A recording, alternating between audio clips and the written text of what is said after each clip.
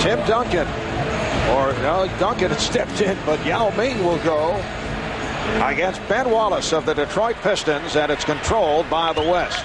This is Steve Francis of the Houston Rockets in the backcourt with the LA Lakers' Kobe Bryant, Tim Duncan of San Antonio, Kevin Garnett of Minnesota opens up the scoring. The East squad with Allen Iverson of the Philadelphia 76ers, along with Tracy McGrady of the Orlando Magic up front. Ben Wallace of Detroit, Jermaine O'Neal of Indiana, and Michael Jordan of the Washington Wizards. O'Neal rebounded by Wallace, who leads the NBA of that department. And the crowd getting into it as Jordan shoots over Yao Ming. Yao probably never, ever thought he'd be matched up one-on-one against Michael Jordan in an all-star game. Yao Ming switching off. What a reception Yao received when he was introduced. Bryant being played by McGrady. Here's Francis. Duncan. And Francis able to retrieve. Because of the lineup change, you got Michael Jordan guarding and Kevin Garnett. You see the lob over the top. Yao moving without the ball right to the rim for a lob and finish. You know, there are many questions concerning Yao coming into his rookie season, but he has impressed his peers with every phase of his game. His footwork, his passing, his post moves, his knowledge of the sport. He's averaged just under 13 points, 8 rebounds.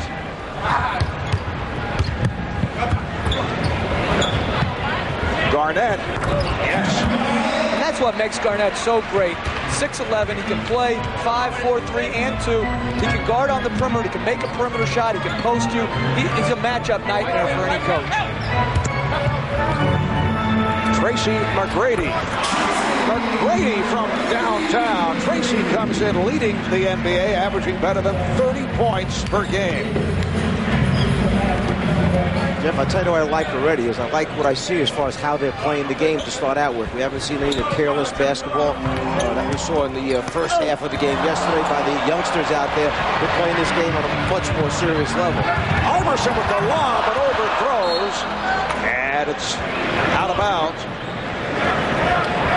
Yao finds himself unguarded, so the first thing he does is go right to the front of the rim, and there we see the lob pass and the finish right there. Matchup on defense. I think you can find Yao on the floor. It's not that hard to find. Steve Francis with the scoop, and it's the West 8 and the East 3. So are you referring to your victory in coaching the sophomores over the rookies yesterday? Jeff, as you know, he has been just impossible with that come from behind. Well, here's Jordan for 3. And Michael has missed on his first 2 shot attempts. It's a 4-on-2 for the West. Bryant went behind the back, but turns it over. Well, once again, Kobe trying to put a little mustard on it right here. And as we see, going back underneath the backboard, trying to finish on the other side. That's where you meet all the white jerseys that are protecting the rim. And that's a good sign because they're playing competitive. They're not just letting somebody get to the front of the rim. Oh, what a move by McGrady to the reverse. The East has opened up 1 for its first 7. The steal by O'Neal. Iverson behind the back. McGrady was looking for a foul call. Nice pass by Iverson. The West 8 and the East 5. 3.5 gone by. Bryant got the step. Duncan with the 10. The West just has so much overall size. Garnett is bigger at the small forward than Wallace is as a center for the East. It's just a size advantage all night for the Western Conference. And then when Yao Ming goes out, a fellow by the name of Shaquille O'Neal can check it. Jermaine O'Neal cuts it to a 3-point West lead. Shaq's a pretty good 6-man, I'd say. Kobe Bryant way off on that 3-point attempt. McGrady's pass broken up. And the quickness of Steve Francis leading to the break. Steve Francis having a terrific season for the Houston Rockets. Trying to lead the Rockets to the playoffs for the first time since 1999. Iverson met on the switch by Duncan. Here's Jordan. This crowd wants so badly for Michael to hit that first shot. He's 0 for 3. And Ben Wallace with a good play, reaching in to deflect it out of the hands of Yao Ming.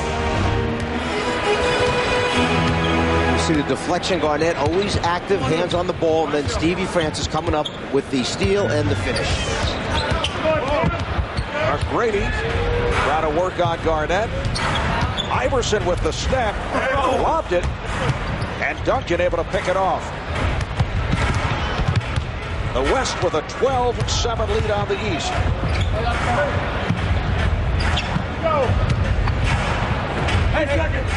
Duncan going glass, and that has been his specialty. And it's good sharing of the ball. 3 or 4 or 5 passes, wide open shot. And Duncan is the best in the game at banking the ball off the board. O'Neal, off a series of moves, draws the foul. It's on Duncan.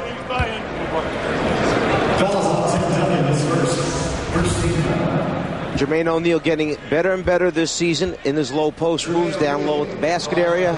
Ability to draw fouls, get to the free throw line. Tim Duncan knows it right away. Too much contact on the way up by the big man. Jermaine O'Neal, a 75% free throw shooter. Named the NBA's most improved player last season. Has that average up to 20 per game, as you see, making his second All-Star appearance. And what a great example for a lot of the young people that have come in early. This young man did not come in and enjoy instant success in the NBA. There were years of frustration sitting on the bench for Jermaine O'Neal in Portland, and it wasn't Portland's fault. They had very good veteran players that were better than him in the league for a while. He sat, became unhappy. The trade was the best thing that happened to him to Indiana, and now by Brad Miller coming over, it moves him out of the center spot into the power forward position. Iverson. Wallace through the double. Here's Jordan. Jordan again. And Michael 0 for 5 here at the start. Yao lost it. Jordan on the loose ball. Crowd wants him to fire, and he does.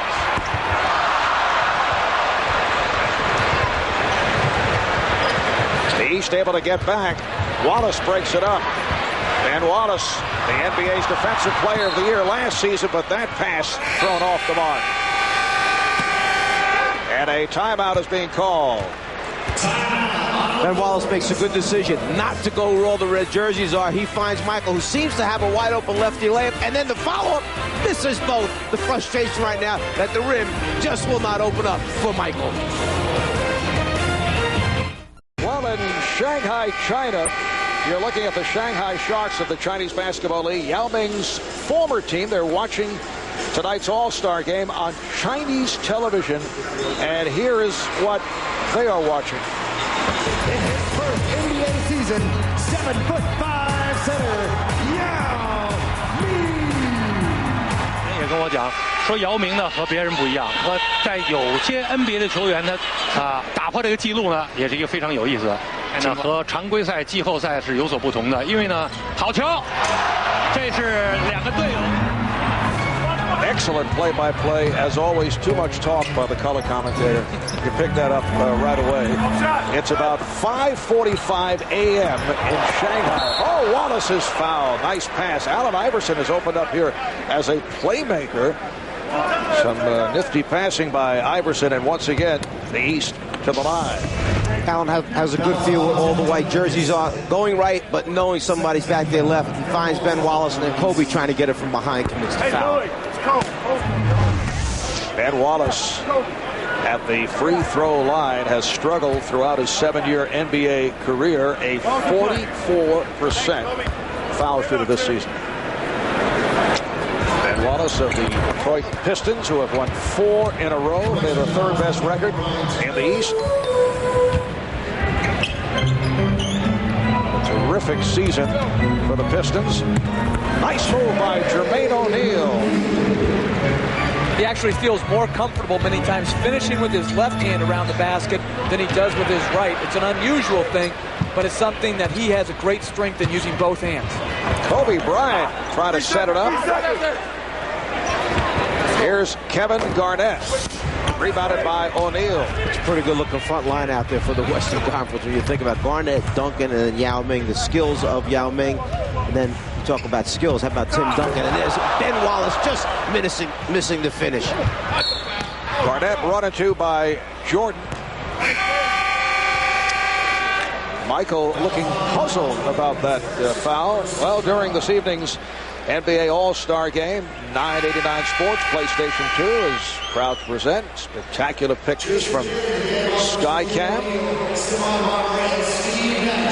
Earlier we had suggested that perhaps the Czar could get a better look at the game from that particular position. Did not go for it. You made Skycam sound like it's a friend or something. Skycam. It is a very interesting angle, though, to watch the game from, particularly replays, because you get to see the thing coming right behind the point guard as you come down the floor. You on the payroll now, then? I am. 14-10, West with the lead. Stephon Marbury, who just checked in, is able to hit. And Marv, you asked this question, what's the hardest thing? It's playing your own guys. Isaiah Thomas' first sub was Brad Miller. A good move by him for his own team and his own player. And Michael Jordan is 0 for 7 from the field. Jamie Foxx trying to get into the action as Jason Kidd looked at him and laughed. We have participatory fans here in Atlanta. But Jason Kidd of the New Jersey Nets, Brad Miller of the Indiana Pacers have checked in. What a move by Iverson to set it up for Miller. Brad Miller in his very first All-Star game. Remember, Brad acquired from Chicago last February. That deal involving Jalen Rose and Ron Artest, Ron Mercer, Travis Best. Steve Nash, who just came on, setting it up for Duncan, rejected by O'Neal. And here comes Kidd. Iverson met by Nash. Iverson, yes. Well, let's go back to Brad Miller for a second. When we think about free agents at the end of the season, the first two names become Duncan and Kidd. We see Stephon Marbury bringing it up, giving a little show at the same time there. But think about Indiana's problem at the end of the season. They must re-sign Reggie Miller. Jermaine O'Neal is someone they have to deal with. Then you talk about Michael Jordan finally scoring the basketball. And then Brad Miller, who's had an incredible year as a free agent as well. Stephon Marbury, the former Net, acquired in the deal for Jason Kidd, and they're matched up against each other. O'Neal not able to handle the lob pass. And a timeout has been called with the East coming from behind to tie the West at 16. Well, after going 0 for 7, Michael finally breaks the ice and is 1 for 8. And Jermaine O'Neal, what a great block on Tim Duncan, who's just about ready to throw it down.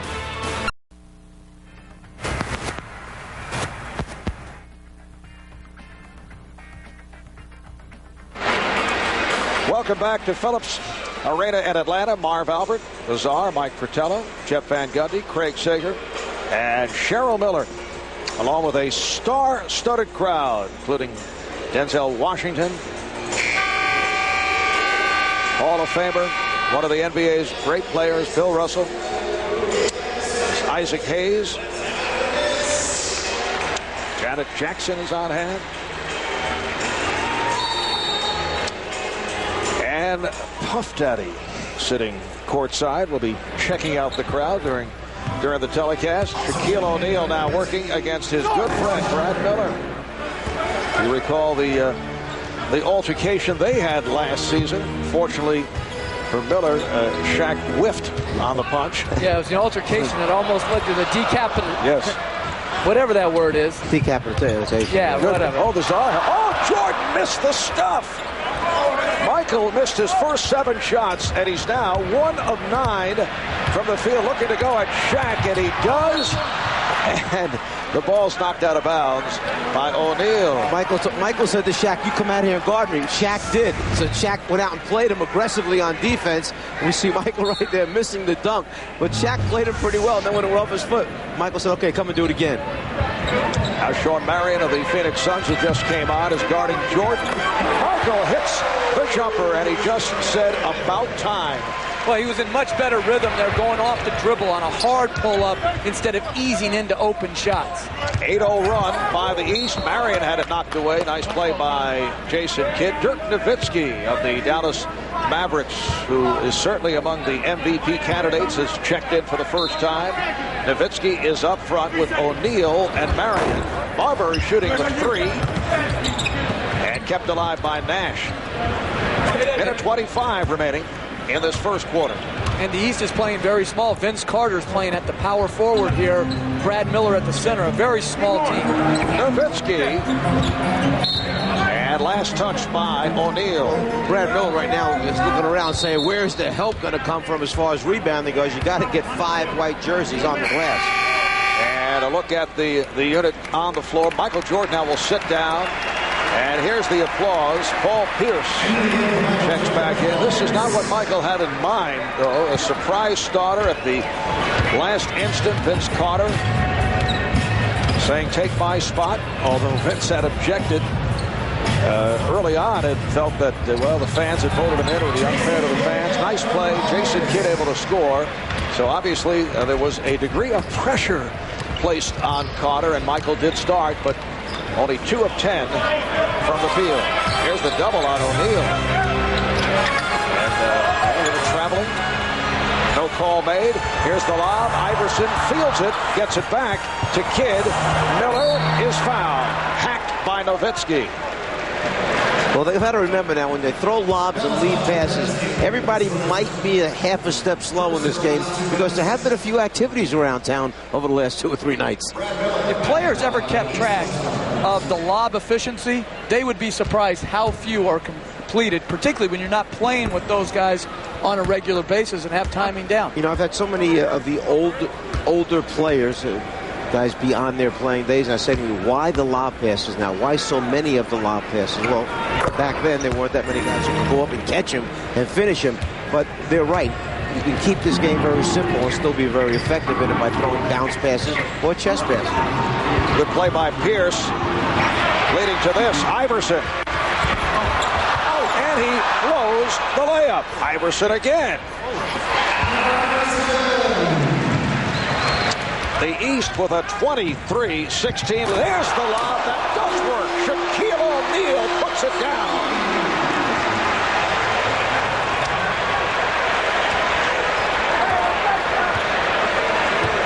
And that's why they continue to lob. And throwing to him, that's a good idea. That stopped a 13-0 run. Final seconds of the first. Iverson. And O'Neal fires one. So that is the end of the first quarter. The East coming from behind with that 13-0 spurt, and they've taken the lead. Well, dispelling the concern of bounce passes right there. Nash throwing it up 2 feet above the rim. Shaq grabbing it and finishing, then put a little show on for the folks here in the arena. It's the East 23, the West 18.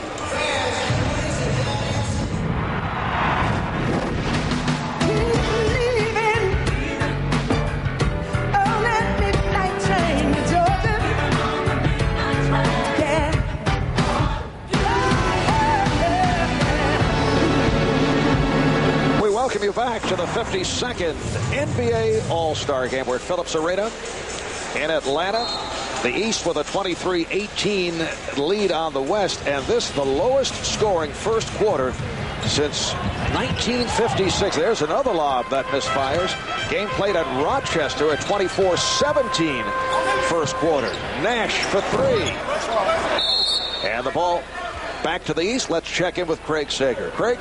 Well, Michael, all weekend your teammates have been trying to give up their starting spot. You politely have said thanks, but no thanks. What changed here at the last minute, and did Vince Carter surprise you? That's exactly what happened. Vince surprised me. I mean, I told him, as I told the rest of the players, I mean, I started 13 times. I didn't need to start the 14th time, and, you know, they were adamant about getting me to start. And, you know, Vince actually came to me right before we went out and said he would love for me to take his spot. And, you know, I mean, he was very respectful. You know, I think he took some undue punishment, you know, all during the week, you know, about him being very honorable to the fans. And, you know, even at the end when he gave it up, I mean, I really didn't want him to back down from what he actually stood for. And I supported him in that sense. But he wanted me to take the spot, and I thought it was very gracious of him, very respectful.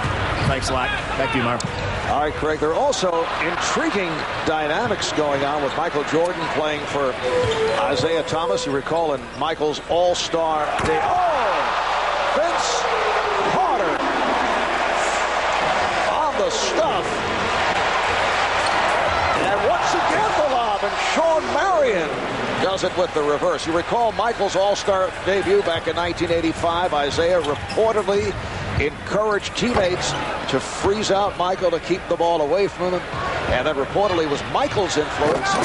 Dirk Nowitzki is able to score. It was Michael influencing the decision that kept Isaiah off the Dream Team in Barcelona in 1992. And of course, over the years, it's been a very fierce rivalry. There has been a degree of tension there. And the scoring is picked up. Once again, it's Nowitzki, and the East now leads 27-24. The score is picked up, but the intensity is not the same as it was during that first quarter. This group has come out, they're playing a different kind of basketball, a wide-open basketball. There are not many shots being contested right now. So I know you talked about that subject of the fierce rivalry between Isaiah Thomas and Michael Jordan. You talked about it with Isaiah. Yeah, and Isaiah has mentioned that this was really a real dark spot in his basketball career as Paul Pierce hits it, because it's something that he's had to bear and live with all this time. And I certainly am not one to pass judgment on it. I was not part of that, what went on. And over the years, as this thing has been great writing material for people, those two people had to live with it and hear about it. And Isaiah really got sick of it because it was a dark spot on his career. And we see now quick pass over to the right side. Brad Miller, instead of shooting the jumper, just puts it up high enough, and that's real high for Vince Carter. And Marv, I don't buy that whole notion that he froze him out. First of all, he would have had to involve so many other guys to make his plan work, and then why would he be singled out for freezing somebody out? To me, it seems like more of a conspiracy theory that has gone awry. The old conspiracy theory popping up. And as both of them have said, look, this far along in their careers now, why shouldn't this thing be buried and put to rest? Isaiah's moved on to his coaching career, a very successful coaching career, and it just happens circumstances wind up being that he's coaching the team, Michael playing on the last time around All-Star game. Bury that whole thing and move on from there. Isaiah was, believe me, he was a force behind this Eastern team doing something to honor Michael here. Nice pass on the back door, but Pierce throws it out to Ilgauskas. 3 minutes gone by. In the second, the East up by 2. They had a 13-0 run back in the first quarter to take the lead. Marion. And it's Sean Marion once again. Sean Marion of the Phoenix Suns in his first All-Star game. Here's Pierce. Nash and Marbury in the backcourt. Marion able to chase it. Chase it down, and Nowitzki hits the three. That's why he's so difficult to guard in transition. As a power forward, he doesn't run for layups. He runs to get behind the three-point line, and he knocked it in. Antoine Walker way off on that three-point attempt. Here's Nowitzki. Dirk Nowitzki leading the way with 9 points. And Sean Marion with a burst here in the second quarter. It's the West with a 32-29 lead. Dirk Nowitzki, 9 points in 2 minutes of playing time. Welcome back to Atlanta. Allen Iverson is the on-court face of the 76ers, but the most inspirational person in their organization might be All-Star Team Ambassador, World B. Free. I did play for 13 years. If someone say you can't do something, hey, look at me. I made it up out there. Hardcore ghetto. Most of these kids have never heard of him, but World B. Free will connect, just as he did in the 70s and 80s. A gunner, a runner, an all-star. Today, Iverson influences style, fills baskets and seats. World B. Free influences lives, fills hearts and minds. What we're doing in Philadelphia and what I'm doing with the Sixers office, people remember.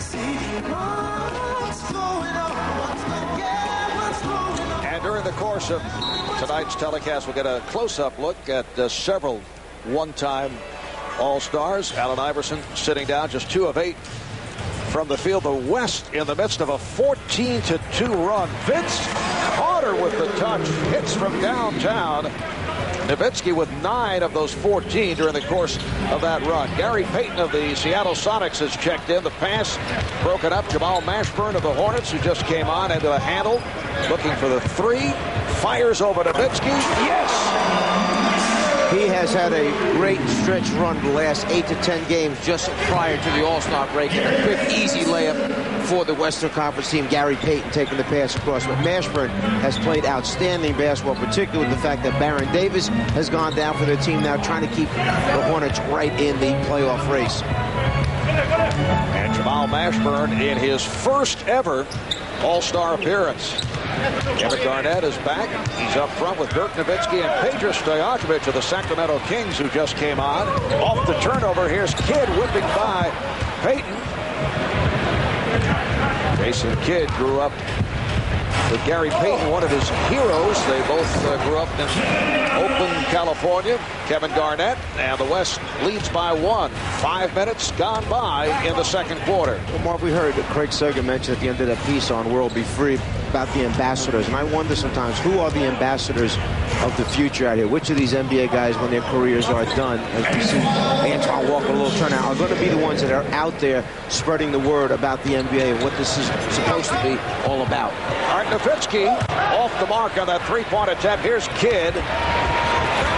And Jason Kidd gives the East a 39-36 lead. Here's Nash for Garnett. You might normally look at this and say, man, they're just coming down now and firing them. That's how Dallas plays. That's what Nash is used to. Get the ball down quick, get an open shot for your teammate. Garnett not able to finish it. Antoine Walker putting one off the glass, intended for Carter. You know, in the first quarter, we saw some defense. We saw some nice plays. This has now developed into the playground-style all-star game as Paul Pierce is able to hit on a break.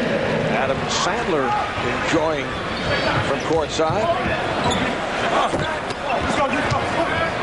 He just used up all his shots in a 3-point competition. His arm is tired.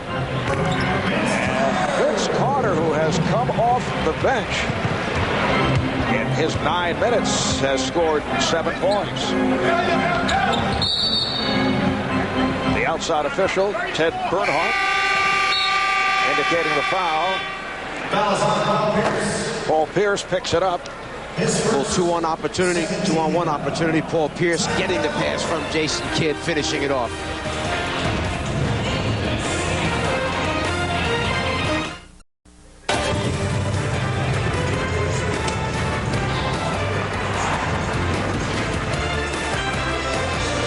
Welcome back to Atlanta, Georgia. We're at Phillips Arena. Capacity crowd on hand, including Donald Logue, who's the star of Grounded for Life. Jeff, as you know, the show debuts on the WB starting February 28th at 9:30 p.m. There's Evander Holyfield, Atlanta native. Huge fundraiser at Evander's home. Only about 37 rooms in his mansion. And the human highlight film, Dominique Wilkins, who I believe has been at every conceivable function this All-Star weekend. You know what? There's one of the ambassadors. Dominique Wilkins, Magic Johnson, and our own Charles Barkley. They have been the greatest ambassadors. They have been all over this city running all kinds of events and trying to get as much as they possibly can in every second of each day. And Marv, charging for it. Some admission sometimes. Well, they run these parties at night, but believe me, forget the parties at night. The other stuff they've done all day long it's been really tiresome for them, because they have been asked to be all over, and they have certainly responded. So, are you doing public relations on the side? No, I'm just being honest about that ambassadors thing, because I think they do a very, very important job for our NBA. All right, here's Kobe Bryant from downtown. After Kobe, his first field goal coming up on 5 minutes remaining. And the first half, the East up by 4. Paul Pierce, Antoine Walker, Jamal Mashburn, Vince Carter, Michael Jordan on the floor. for the East. Michael played the first 11 minutes, went only 2 of 10 from the field. Pierce off the pick. And Bryant gets it back. Garnett. Oh, my goodness, a bounce pass. A bounce pass from Kobe that led to a dunk by Kevin Garnett. It can be done the simple way. And what's changed on the break defensively is in the first quarter, people were going up to contest the shot at the basket. Now they're just letting people finish. Vince Carter should have made a play.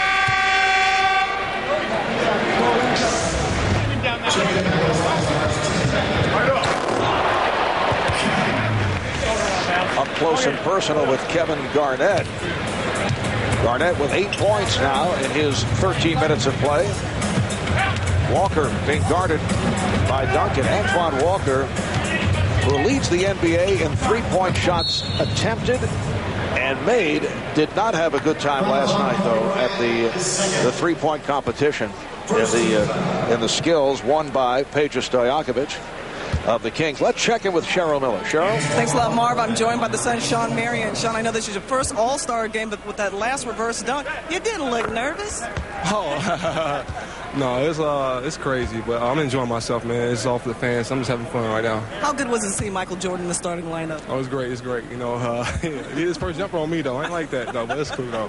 We just out there having fun. Everybody just having blast, man. Everybody turning over a little bit too much, but other than that, we playing ball and having fun. All right, thanks a lot, Sean.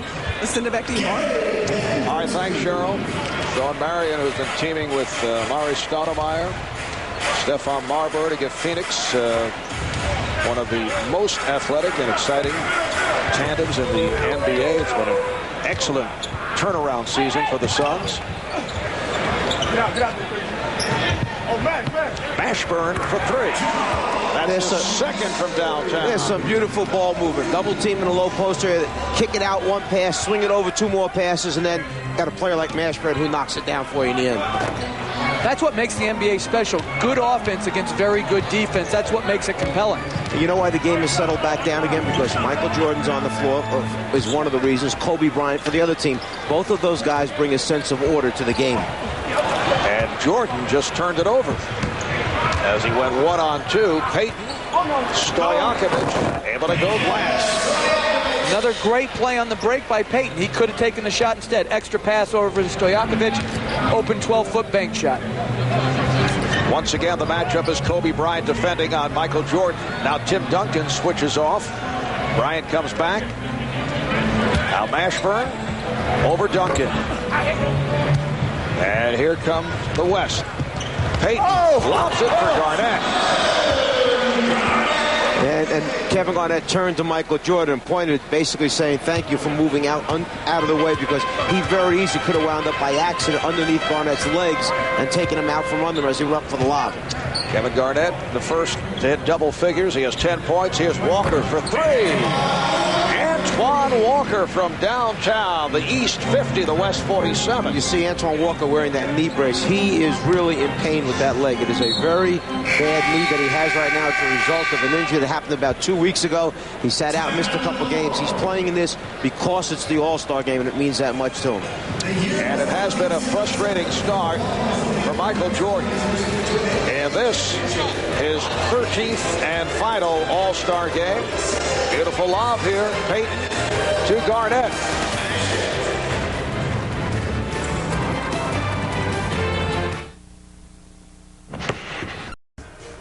Yep, stay out. Woo. Middle, Peja, middle. Get out there, KG. Oh, mash. Just switch it. No, switch. No switch. No switch, drop back. Well, we have our microphones all over the court. Time to time during the telecast, we'll be listening in on some of the verbiage. And, Jeff, you said we might see it. And here it is. Yao Ming, Shaquille O'Neal on the floor at the same time. And they're trying to play the largest 2-3 zone of all time. However, you may only get one shot against this zone. That's it. One shot now. Steve Francis is the only, quote, little man, because Garnett and Duncan are also on the floor with O'Neal Ed Yao. And the Eastern team came back and played their version of the zone defense at that end. Just under 2 minutes remaining in the first half.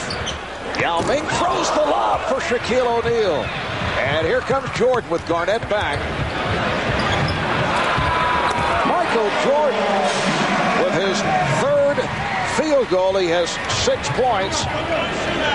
He now has 248 points in his all-star career. That moves him past Oscar Robertson into second place. Kevin Garnett shows the touch. Jordan now 4 points away from passing Kareem Abdul-Jabbar for the #1 spot in all-time all-star scoring. Pierce. Coming up on a minute remaining in the half. Duncan. That was some pass by Steve Francis. Forget about the finish. The finish was easy. The pass easy. Right there at the rim. And he took it off the dribble and flipped it underhanded. I'm not sure it wouldn't have gone in if he hadn't touched it. The East up by 1. Yao Ming being guarded by Antoine Walker. Here's Shaquille O'Neal just backing his way on Paul Pierce, saying, get out of here. That's a pretty good high-low look when you can go from 7-5 to 7-1. Walker way off on that three-point attempt. Garnett is ahead of the field. Shackton Seen went behind the back instead. Duncan for Garnett. Big ball seems to be dominating out here at the moment. So the West up by 3. Kevin Garnett is the high-point man with 14. May not have been since LSU when Stanley Roberts was a starting center that Shaquille O'Neal is a power forward and matching up against Michael Jordan. Shot clock to 5. Mashburn. Final seconds of the half. Pierce able to break it up but stepped out. Pretty good combination here. You've got a guy who has the ability to throw the ball, pass the ball extremely well. We're talking about Yao, very highly skilled player. Shaq calling for it back underneath the basket, trying to finish with the left hand. Francis for 3. Halftime of the West with a 55-52 lead. The West shooting 54%, 26 of 48. And the East at 37%. Let's go to Craig. Well, Vince, a very humble gesture giving up your starting spot, but just Friday you said a man has to stand by his decision. Why'd you change your mind? I stood by my decision. My decision was to start, and it's after a while I sat back and thought about it, like, hey, this is his last one. He is the greatest player, and I'm gonna get this opportunity again to come out here and play. But this is a chance for me to tell all my fans, thank you very much for voting for me. But he deserves it. Thank you very much, Vince. Let's go to the show. Thanks a lot, Craig. Well, Dirk, did you ever imagine watching Shaq, Tim Duncan, Yao Ming, and Garnett on the court at one time? Not at all. And I was hoping I was the point guard of that squad. That'll be hilarious. But no, it's fun to watch the big guys with the skills nowadays, and it's great to watch. All right, see you in the second half. Let's send it over to you, Mark. All right, thank you, Cheryl. Dirk Nowitzki with 9 points. Kevin Garnett, the high point man, with 14. Coming up, Mariah Carey in concert here at Phillips.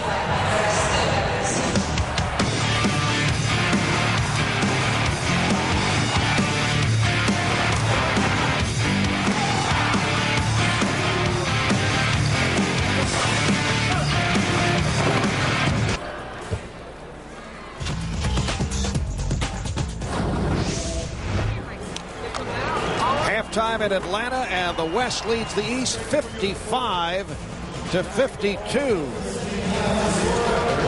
The West shooting 54% from the field, 26 of 48, taking advantage of their size. As we take a look from above downtown Atlanta, the Jeep halftime statistics. I mentioned the West at 54% on 26 of 48 from the field. The East 22 for 58, 38% shooting. And certainly the Western squad taking advantage of that size with the lob pass. 11 dunks in the first half. And here's a look by virtue of TNT total motion. Here we see the lob pass to Yao Ming. Yao Ming now the all-time leader in field goal percentage in All-Star games, 1 for 1. Then Vince Carter stopping along the way and finishing. Little difficulty with the microphone, Czar. I think there was the Jeff Van Gundy conspiracy theory involved there. Don't speak, really. Don't knock yourself out. That's the best thing we could have ever done on this broadcast. Keep tapping it. You might have to be there for a while. Marv, it's just me and you. Yes. We've waited for this all season long. Well, the big story coming into tonight, Michael Jordan supposedly was coming off the bench. And then at the last instant, Vince Carter stepped aside. I get the idea reluctantly. I think there was some pressure put on Vince. And Michael was in the starting lineup and had his difficulties. He did. He missed some makeable shots. Obviously, it's his last go-around. He wants to perform well. I think he'll perform much better in the second half. Czar, I thought that was a very good point that you made. But the microphone, unfortunately, is not working.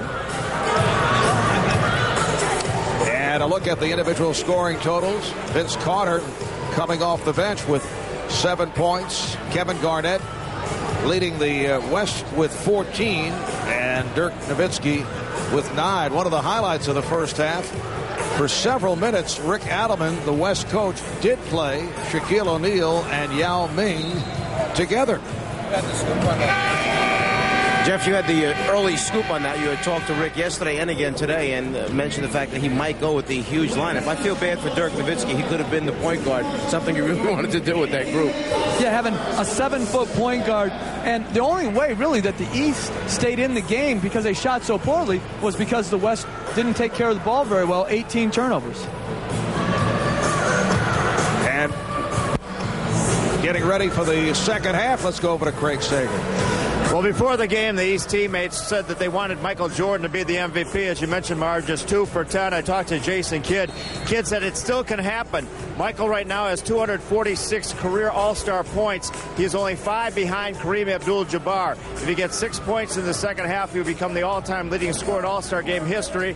And if the East wins, Jason says his teammates think that will be enough for him to get the MVP. The big thing is for them to win the game first. All right, Craig. We mentioned Vince Carter stepping aside. Now, a couple of weeks back, Tracy McGrady and Allen Iverson made the offer to Michael Jordan. And Michael said, thank you, I appreciate it, but I don't think that is the right thing to do. It was back in 1978 in the All-Star game here in Atlanta that Doug Collins graciously stepped aside and gave his starting spot on the East squad to John Havlicek, who was wrapping up an illustrious career.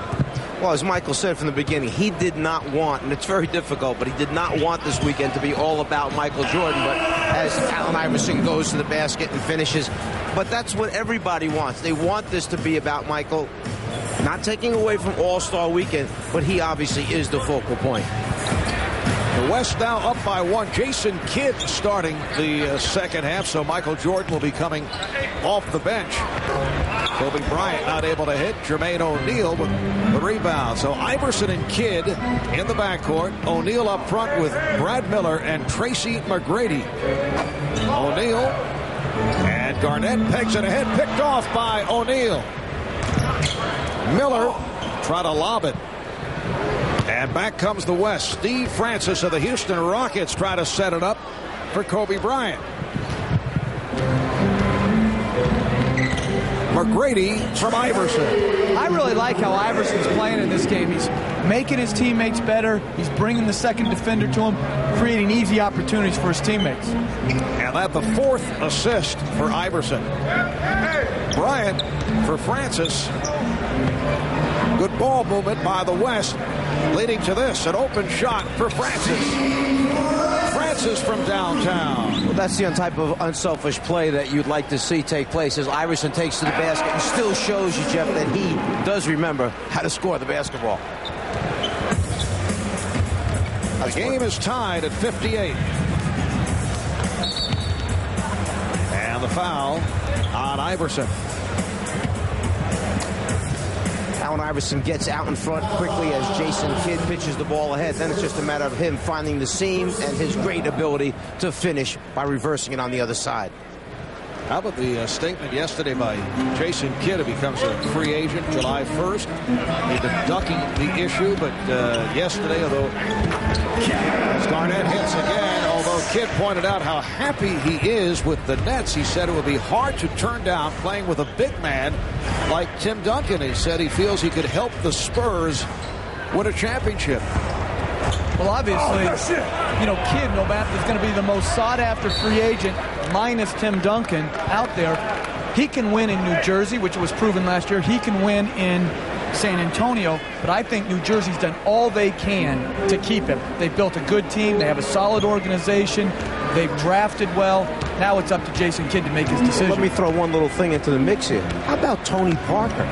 Going to be 20 years old right now, okay, who's in his second year in the NBA, who's done an excellent job for him as Tim Duncan, the big man we're talking about, hits the jumper from the outside. Now what's happening to Tony Parker? He's sitting there saying, wait a minute, they want to bring somebody else in and knock me out of my job? What do I become, a sub now off the bench?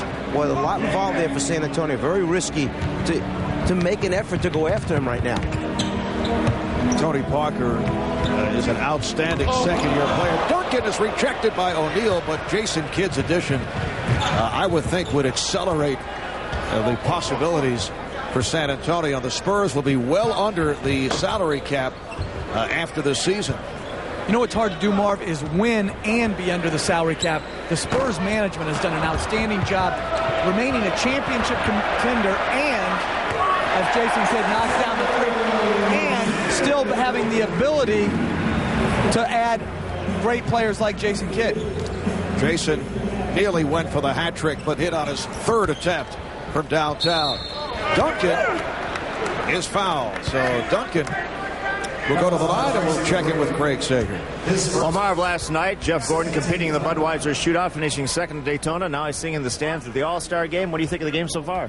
It's great. I mean, it's awesome to be here to see Jordan play for the last time in the All-Star Game, and I know he's going to get 5 more points here, but it's a great event. I mean, it shows a lot of where NBA's come from, where they're going, and we're excited about, TNT covering it because they do a lot of stuff with NASCAR races. Our NASCAR starts in July, but Marv earlier was talking about the gridlock, having trouble getting around. How are you getting around the streets of Atlanta? I actually had to get out and walk, so the traffic's incredible here. Reminds me a lot of a NASCAR race. Well, Marv, don't feel bad. If Jeff Gordon has to walk through traffic, I guess we all do. Marv? I was going to walk. Bizarre just refused to get out of the car. That is not true. We actually had to walk back. The entire group last night had to walk back to our hotel. It was much quicker. It would have been a 35, 40-minute wait. Instead, just walk 3 blocks, made it easy. West with a 3-point lead, 3.5 gone by in this third quarter.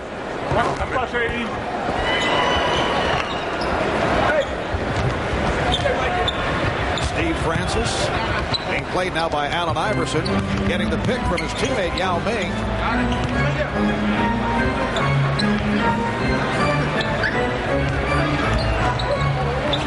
Now Duncan with the mismatch. And tipped home by Kobe Bryant. We'll just let that offensive goaltender go by for right now since he put his hand inside the bottom of the rim to finish it. Here's McGrady.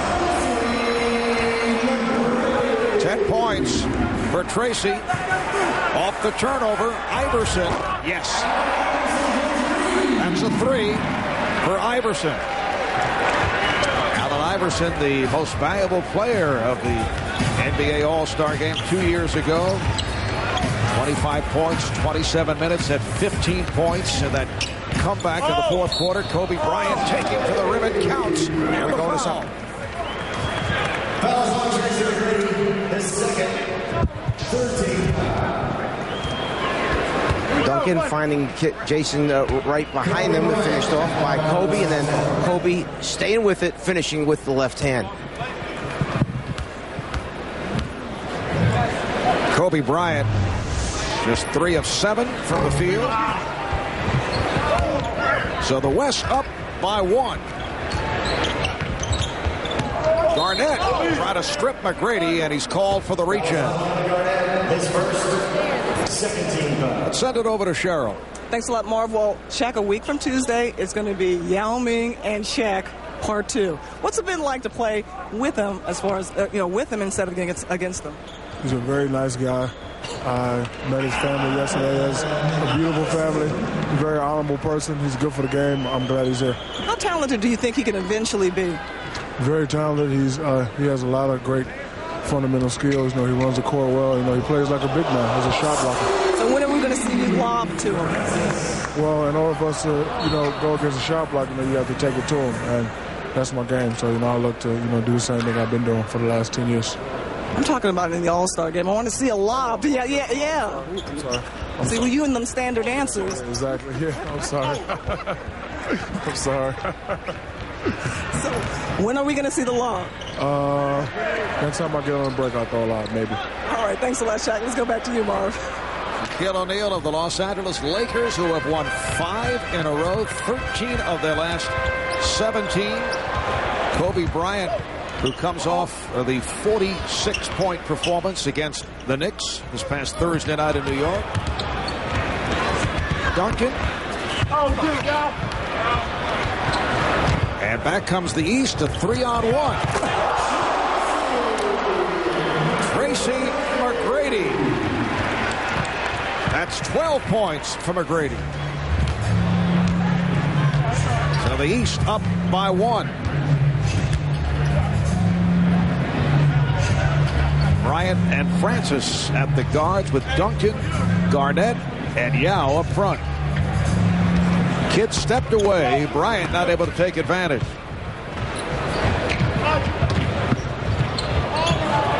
Brad Miller able to finish. Nice setup from Allen Iverson. He's not a household name, but he runs the floor extremely well in transition. Him and Jermaine O'Neal can really run the floor. He was on a nice receiving end of a good fast break pass. Meanwhile, we have Kevin Garnett just having an outstanding game. 9 for 15 from the floor, 18 points, 7 rebounds in 25 minutes. Oh, what a pass! And Tim Duncan is able to finish. 6 assists for Francis and the West with a 74-73 lead. That's 2 passes we've seen Brad Miller try. One a lob and one behind his back that he should take those, stick them in the suitcase, and not use them ever again.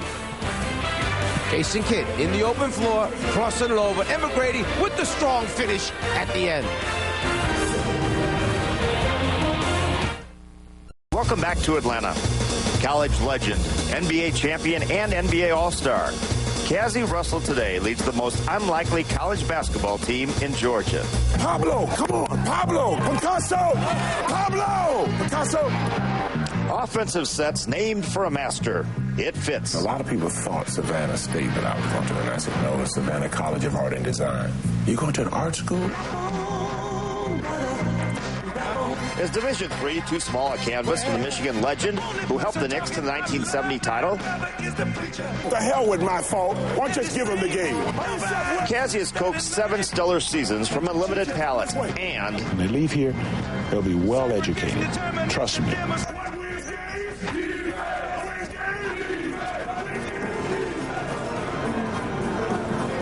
Cazzie, a dazzling offensive player for the New York Knicks, then the Golden State Warriors, and a one-time assistant coach with the Czar. Yes, I was very fortunate. I had not only Don Chaney, Willis Reed, but also Cazzie Russell, all as my assistant coaches here with the Atlanta Hawks. And Cazzie has an inner peace with himself.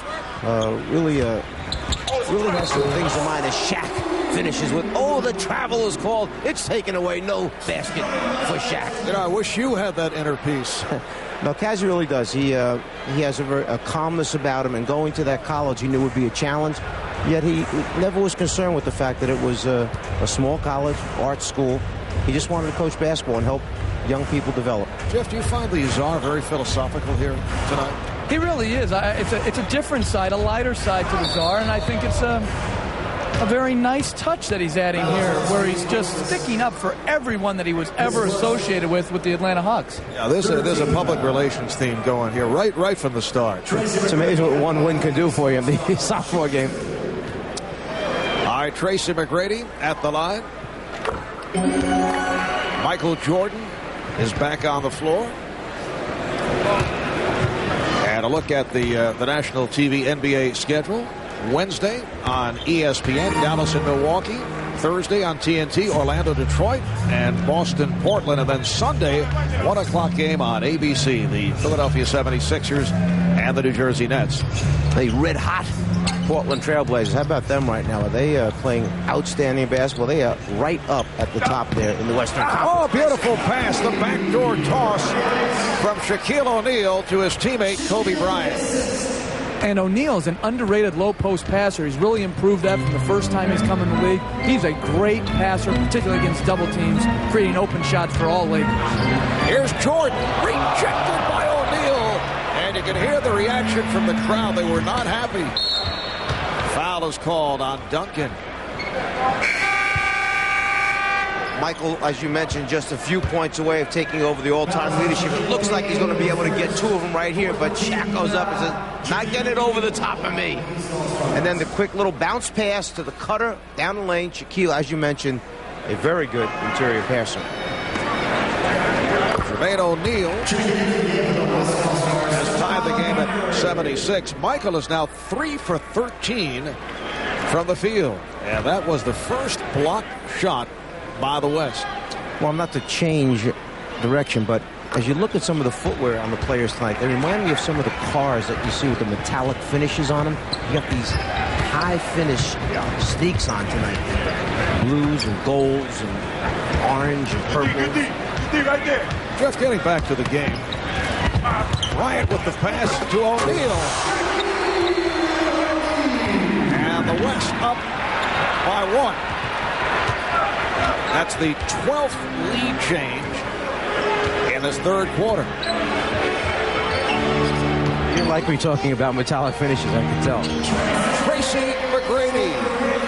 So the worst shoes, though, I have voting for Yao with the powder blue low cut. Non-metallic finish, that's still okay. There you go. There's Yao. And there's powder blues, a little Carolina. Maybe he's showing respect to Michael Jordan that he wore the Carolina blues tonight. That could be it. Inside, the power. He wants to tear that one down right there. And as he runs back down, Kobe sticks out his hand to give him a 5. Shaq ignores. He says to his teammate, not right now. Just leave me alone. Michael Jordan able to hit the fadeaway over Gary Payton. So Jordan with 8 points is now 2 away from passing Kareem as the all-time all-star scorer. Tim Duncan right back. The East up by 1. Stephon Marbury of the Phoenix Suns checking back into the lineup. And both clubs are on fire. Tracy McGrady from downtown. 19 points for McGrady. Brady with 14 of his 19 here in the third. Here's Marion for 3.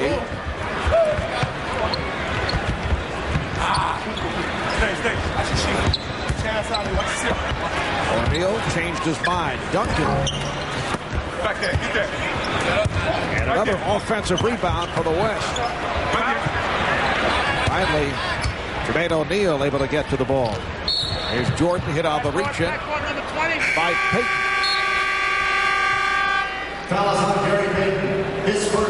So Michael Jordan within 2 points of taking over the top spot in all-star scoring. Timeout taken. 2:04 to go in this third quarter. 3 times the chase, 3 times the adrenaline, 3 times the drama. For the first time on network television, Nicolas Cage, gone in 60 seconds, 3 nights in a row. Friday night at 8 on TNT. Welcome back to Atlanta. I'm joined by the Commissioner David Stern, a man that came in retro, but stayed modern. And David, you came in, first of all, you remember Michael Jordan when he came in as a young pup, correct? Absolutely. And grew into the mega superstar that he is. Give me your all-time favorite all-star memory. Michael, it was actually, it's interesting. There were so many. I mean it sincerely. I was. Pick one. I don't have a favorite one. I just so much enjoy having him around. What has he meant to the league? I tell you that he really does inspire the younger players. You saw it out there. They love him. He shows them how to compete, and he shows them how intensively you have to work hard. He's been great for us. Hey, congratulations on a great weekend once again. You know, thank you. And Michael's he's the Cheryl Miller of the NBA. You know, I tell that to everybody. Marv? That is high praise. And Michael Jordan with his 10th point, so he has now passed by Kareem Abdul-Jabbar, and he is the all-time all-star scorer. Incidentally, the commissioner has been on a media tour today. Gary Payton. And the East up by 4. Commissioner's been in demand. I think he's made appearances on every outlet except the Food Channel. He has made the rounds. McGrady from downtown. And the East with a 7-point advantage. One of the things that he's accomplished is we may be getting, from what I understand, Marv, reportedly, that some changes in the playoff format coming up at the end of this season. It has to only be approved by the Players Association. They will expand the first round to a best of 7. I don't think the Lakers mind that at all. Well, there are many that feel that this is a big advantage for the Los Angeles Lakers. Like you, Jeff? Well, I think that certainly the 7-game series favors the better team. And the Lakers this year will be a lower-seeded team, but they'll have the advantage going in the first round. All right, here's Stojakovic with a rainbow 3. And the foul called by Louis Grillo. Ben Wallace picks it up. Speaking of media outlets, yes, the commissioner did spend some time earlier with CNN's Blitzer. CNN's late edition. East over the limit, and Stephon Marbury at the line. And what a dramatic bounce back it has been for Stephon. Last year's subpar season, and having a career year in revitalizing the Phoenix Suns. And in a certain sense, this finally is an opportunity for Stephon Marbury to get rid of some of the criticism that took place, whereby look, let's face it, when he left Minnesota, it was usual at his party, went to New Jersey, they could not win there, and now finally being able to turn the team into a winning team is a big plus for this young man. He said he could not tune into the NBA Finals last June until the 4th and final round. Marbury lost it, 4th and final game, I should say, and here is Carter, the crowd looking for they wanted more from Vince. They wanted something out of the slam dunk competition. I'm not sure Vince wanted to do it or give it back to Tracy McGrady on that one. But Marbury last year was portrayed as the major reason for the Suns' poor year. Marion has stopped, and he was the guy traded for Jason Kidd. And Shaquille O'Neal able to put it down. Looks like Ben Wallace was shaken up. Landed on that right ankle right there. He turned his right ankle as he came down.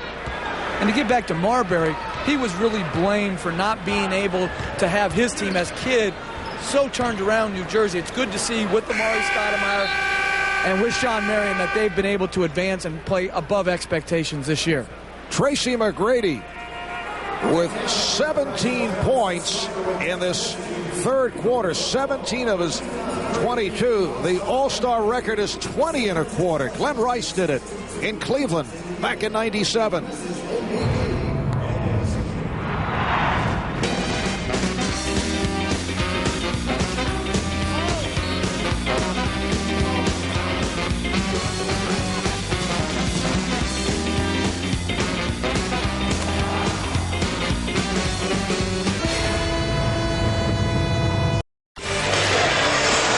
Back in Atlanta, and it is time for Bud Light's presentation of Danny Ainge's Caught My Eye.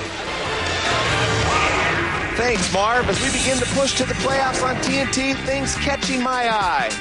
Which Portland team finishes the season? If it's the good one, look out. Two teams not to forget about, the underrated Detroit Pistons and the solid Utah Jazz. Trades, some teams need one. Philadelphia, New York, who has a chance, and the Orlando Magic. The Lakers are coming. The Lakers are coming. Houston, Houston, the Lakers are coming.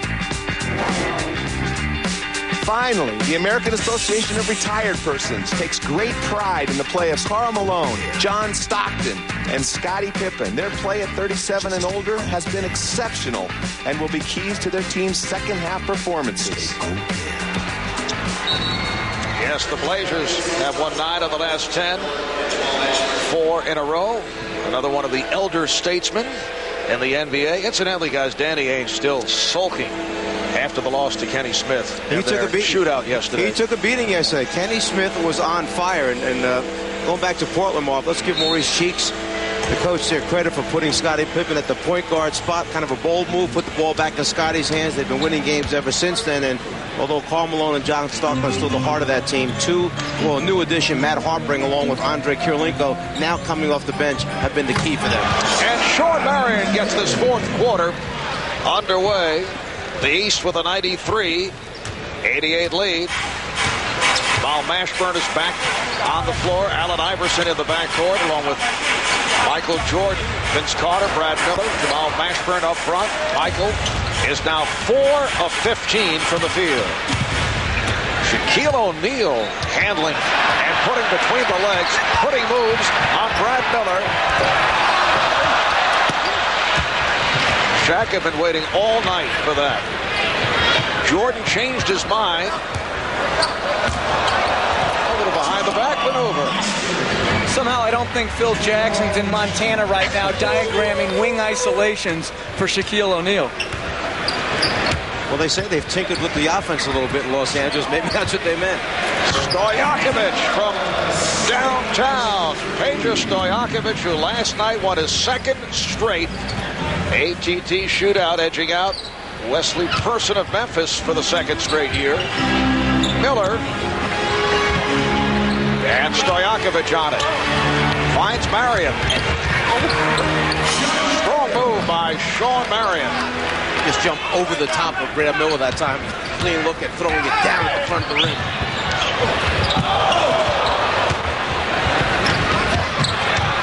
And the steal by Mashburn.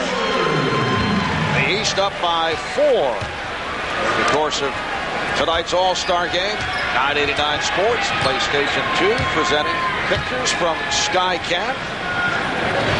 The angle that we're seeing right here. Shaq. Shaquille O'Neal going from left to right, not facing much defensive help there. But that was a neat little play because Marbury set the screen close to the lane for O'Neal, an inverted type pick and roll as he's leading the break. Oh, nice look away. Oh, and Gary Payton is able to finish. They got to start featuring him more in transition, Coach. We've seen it all tonight from Shaq. Think about it. He's dunked, he's blocked shots, he's isolated on the wing, and he led the fast break and made the system. That will count, and the foul.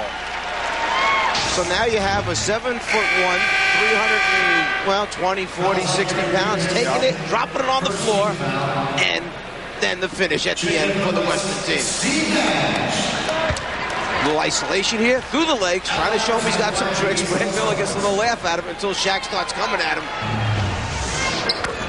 What a solid game for Allen Iverson. 16 points, 5 assists. The East up by 3. Steve Nash of the Dallas Mavericks is back. This is Peja Stojakovic. Nash with the tip. And Carter cannot handle. Let's go to Craig Sager. Craig? Well, it's race. Obviously, you guys got your wish. Michael started. Jason Kidd said at halftime he gets the record. He's the MVP. But the way you're scoring, you may take it from him. Well, I'm just going out playing, having fun, man. That's what it's all about. And I'm surprised that Michael did go out there and start.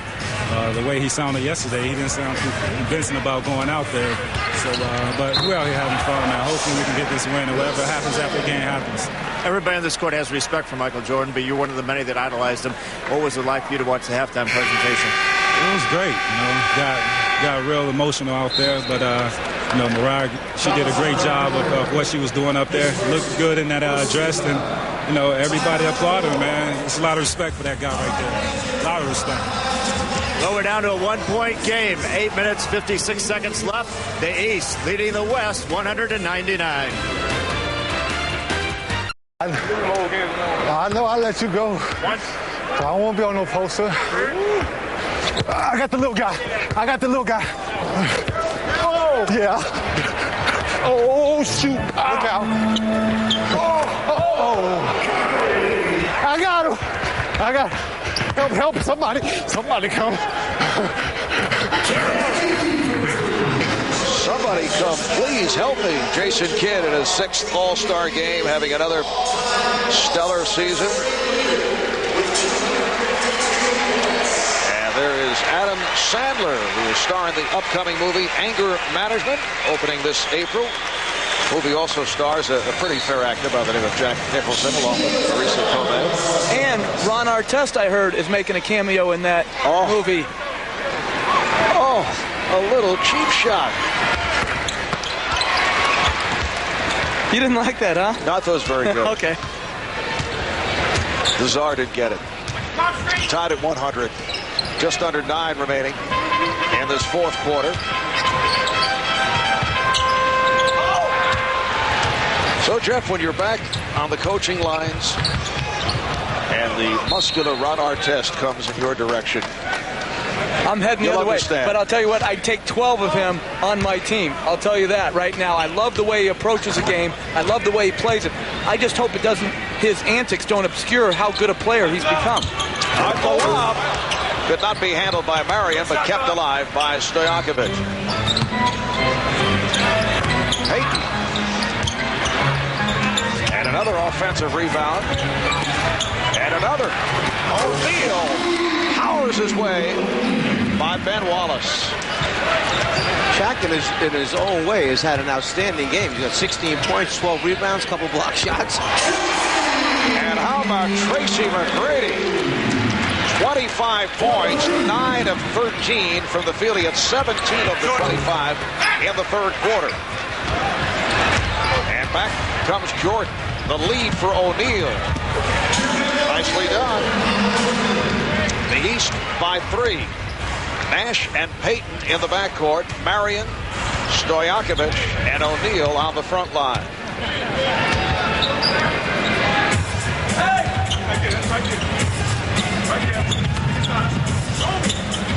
Shot clock is down to 5. Here's Nash for 3. Rebounded by McGrady.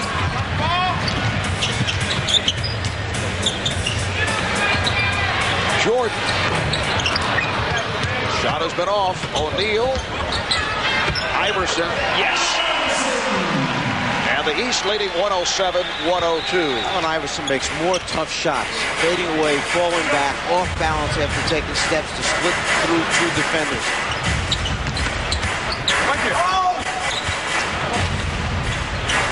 Open shot for Payton. Once again, O'Neal able to clear it. Iverson putting moves on Nash. Oh, what a pass to O'Neal. Oh! And he is fouled.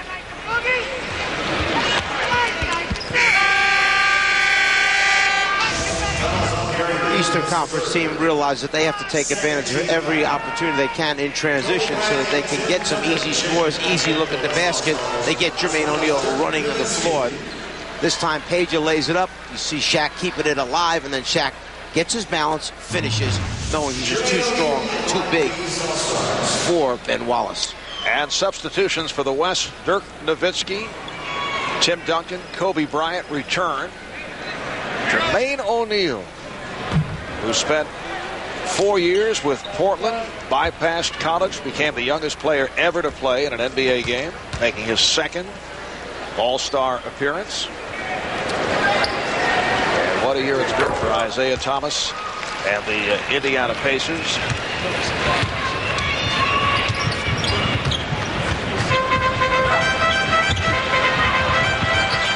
Shaq able to keep it alive. Nowitzki for 3. Shot clock still alive. And Bryant's pass broken up. 4 on 3 for the East. Jermaine O'Neal. And Wallace going to hustle it down. And Bryant, can he keep it to the dribble? Yes, he does. Gets it to Nash. It counts. And the foul. What a play by Kobe Bryant to race down that loose ball and handle the dribble. Yeah, he was tightrope walking along the sideline. Then when he saves it, he lands right into a bunch of cameramen down on the baseline. You'll see right here, it winds up landing on top of the camera, but saves it. Nash makes the recovery, and then the finish after the foul. So Steve Nash, second best free throw shooter of the NBA behind Allen Houston of the Knicks at 92% at the line. We'll go over to Cheryl Miller. Thanks a lot, Marv. 13 seasons in the league. 9 times appeared in the All-Star game. Gary Payton, the glove, legendary for his skills. Gary, what happened in the skills challenge yesterday? Sure, I lost you some money, I heard it. You lost me enough. I heard I lost you some money. So what I'm going to do is, I'm sorry, but, you know, I messed up on my chest pass. I should have won it, but it was cool. What's it been like having, Michael Jordan this last season and everything else? Real quickly. Well, it's been great. I mean, it's great for him to go out like this, and we tribute him. He's the greatest basketball player to ever play. All right, thanks a lot, Gary.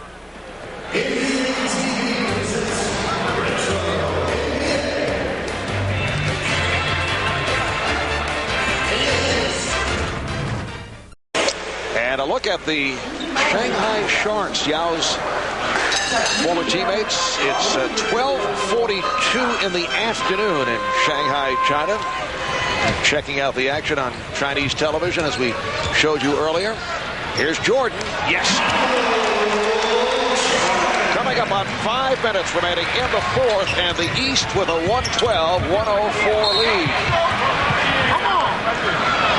Michael Jordan now 6 of 18, 14 points. Foul is on Bryant. That's his third. Michael is actually having fun right now. He really is. He wants to hold on to this lead. He wants to win the game with the Eastern Conference, and he's playing very, very hard right now. And the East has picked up its shooting in the second half. Nowitzki not able to hit from downtown, but Kevin Garnett is there. So Garnett with 20. Allen Iverson was caught on the back of a much bigger Western Conference player. Just tried to knock it out of there. Instead, tipped it to the wrong team. Jason Kidd. And here's Michael Jordan. 16 for Jordan. He's got much better arc and rotation on the ball in the second half. It's up in the air. He's giving himself a chance to make those shots. And he's also being guarded by a bigger man who's giving him a cushion, so he's got more airspace to rise up and shoot it. So the ball back to the East. Tracy McGrady is the high point man with 25, 17 coming in the third. Allen Iverson with 18 points and 6 assists. Garnett leads the West with 20, and Shaq 16 points, 12 rebounds. I'm not sure Michael was ready for the fact that Allen Iverson was tracking him the entire time and threw a beautiful bounce pass through the lane, anticipating Michael coming out on the other side of the rim. Foul is called. A reach-in foul. Let's go to Craig Sager. Craig? Well, Marv, it is Michael Jordan's night, but a couple of players on the East bench not happy, not getting any playing time in the second half. Teammates Paul Pierce and Antoine Walker, the Boston Celtics. I asked Paul Pierce why he wasn't playing. He says, you have to ask the coach. I asked Antoine Walker if he was all right. He said, yeah, ask the coach. Isaiah's comment was, it's my team. Well, Paul Pierce, 13 minutes. Antoine Walker, only 10 minutes. Zydrunas Ilgauskas, 4 minutes. I was concerned whether it was the knee brace on Antoine Walker, which I know he's still in pain on that one. And then the concern with Ilgauskas is the numerous surgeries he's had on his feet. Just under 4 minutes remaining in this fourth quarter. Kobe Bryant tried to extend, could not hit. It's the biggest lead of the night. Here's Jordan with the change of pace. And rejected by Bryant. Jordan. And you know Kobe took great pleasure in that because of Michael stealing the ball from him from behind before. So Michael has been blocked twice, once by Shaq, once by Kobe. Garnett gets inside. But see, that's what I think he loves about it, is they're competing against him instead of letting him just do what he wants. That's what's exciting about the All-Star game, is when people compete to their utmost ability. Iverson. Remember Doc Rivers, the coach of Orlando, had a suggestion that you up the ante in the All-Star game and play. Oh, as Kevin Garnett throws it down. Up All-Star game and play winner take all. Well, the winners get $20,000. The losers receive $10,000. That's a big $10,000 incentive to you and me. Maybe not to them, but to you and me, I'd be going all for it. We're just under 3 remaining in the fourth. Duncan not able to handle that pass. Iverson on the move, whipping by Nowitzki. Allen Iverson protecting the ball on Dirk Nowitzki. 22 for Iverson. Francis, yes. 118-112. The East with the lead. The East has won 4 of the last 6 All-Star games. The West won last year in Philadelphia. Overall, the East with 32 victories. They've dominated the West with 19. Here's Jordan with a flip that goes home. And the crowd responds. Michael Jordan with 18 points. You can see what this last 2.5 minutes means. When you see the guys tugging on their trunks, getting down that serious defensive stance, they're digging in right now. Duncan. So with a minute and 40 to go in this fourth quarter, it's a 6-point lead for the East.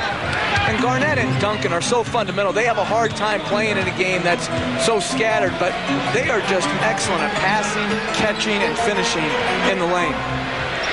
McGrady putting the move on Garnett.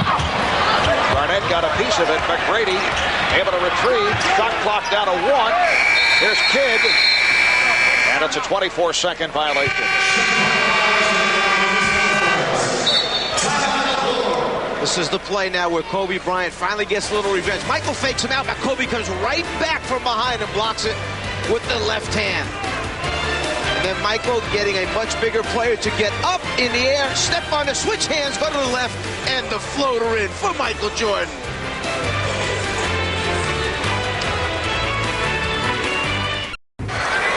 Get up, get on up, get up, get on up, stay on the scene, get on up, like a sex machine, get on up,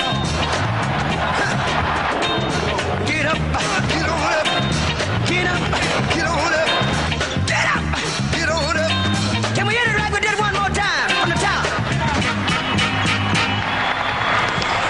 Michael, a 6-time NBA champion, 10-time league scoring leader, and MVP of the All-Star game on 3 occasions, 2 in the 90s. Won it in 1998. Michael Jordan, who played in his first All-Star game back in 1985. That was in Indianapolis. Ralph Sampson was the game MVP. Michael went only 2 for 9, 7 points in 22 minutes. Tonight he started 0 for his first 7. He's 8 for 15 since then. Garnett blocked from behind, but a foul on Jermaine O'Neal. Nice job that time of throwing the ball right back to the top of the circle. They had a high-low situation. Tim Duncan saw Garnett sealing his man on his back. Garnett wanted the ball go back to the top and throw it in. Excellent execution. Kevin Garnett, 12 of 18 from the field. He has 24 points. It's a 6-point lead for the East. The stars for the East, Tracy McGrady, Allen Iverson. As we start thinking about MVP possibilities, Kevin Garnett has led the West. Well, I have to go right now. If the East can continue on with this lead, it has to be, in my mind, Tracy McGrady, even though Iverson has also played an outstanding game. Iverson's played very, very well. Tracy McGrady, outstanding. Tracy with 20 of his 25 in the second half. We're down to a minute 8 remaining of this 52nd NBA All-Star game. Watch out right here. 26 for Garnett. Now, what do we do all of a sudden if the West makes a couple of passes? I'm going to talk about MVPs for the West. Is that it? You don't want to give them any credit now? You're a guy who makes quick adjustments. Jordan with the step back. And rebounded by Bryant. The West very much alive, down by just 4. Francis lost it, but last touched by Kidd. Jason Kidd, incidentally, with 10 assists, 5 steals. 48.3 to go. Bryant being played by Kidd. Can't find the shot. And they need a quick shot here. Duncan. It counts, and the foul.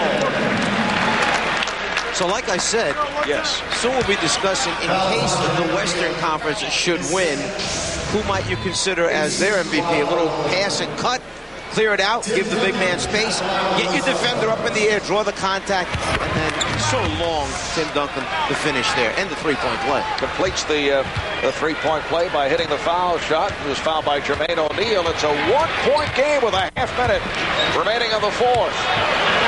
The East up by one. Crowd would like to see Michael Jordan take it at Shawn Marion. And he does. But he was blocked. That shot deflected. And the West with an opportunity to take the lead. Kobe hit out of reach in with 10.1 remaining in this fourth quarter. Michael tried to run the shot clock down as far as possible, but he saw the seam right there, decides to try and step through. Problem is there's too many red jerseys around there. Michael maybe could get the foul call. Instead tries to get it back at the other end and call him on the reach in. With the East over the limit, Bryant shooting two and misses on the first. Kobe at 83% free throw shooter. 10 and 1/10 seconds remaining. Bryant has tied the game. Kobe was 0 for 2 at the line before he connected.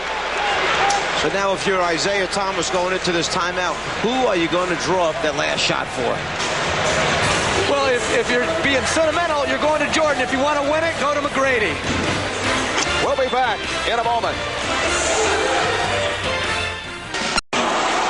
We are down to 10 seconds remaining in regulation. And the game is tied at 120. Just for the record, there have been 5 overtime games played in All-Star competition. The last was 1993 in Salt Lake City, Utah. The West defeating the East 135-132. You look unhappy about that, I'm Jeff. still bitter about that loss. I was on the East staff under Pat Riley. We had a chance to win it. Missed a couple open jumpers to win it in regulation, lost in overtime. All right, let's see how the East plays it. Jason Kidd will inbound. Jordan guarded by Marion. Checking the clock. Jordan with 4, 3. Not able to hit. Duncan with the rebound. And we go to overtime. Well, Isaiah certainly gave him the opportunity to be the star at the end of the night. The ball was up on the rim. Michael got a look. He had a tall, active defender on him, which made Michael fade away, fall away just a little bit more than he would have liked to. But they clear the side of the floor. Shawn Marion, no slouch at the defensive end, challenges Michael Jordan. As he fades, you see Marion go right up there with the hand on the front of the rim, but rolls off. The West with an 8-0 run to send it to OT. The drama of the NBA comes from the intensity. Get the excitement, chills, anticipation. Last second plays. Great players. Making great plays. The drama of the NBA comes from not knowing what to expect. You're on a roller coaster. You don't know where it's going to take you next. The great players thrive on those kind of moments. Whether it's a big free throw or big rebound, as a fan, I love it. The drama of the NBA is on Thursday. Thursday. On TNT. Here's Jordan with a flip that goes home. And the crowd responds. Michael Jordan with 18 points. I thank you for your support. Now I can go home and feel at peace with the game of basketball. Thank you very much. And emotional speech at halftime by Michael Jordan. And this crowd would have liked, or most of this crowd would have liked to have seen Michael conclude it dramatically.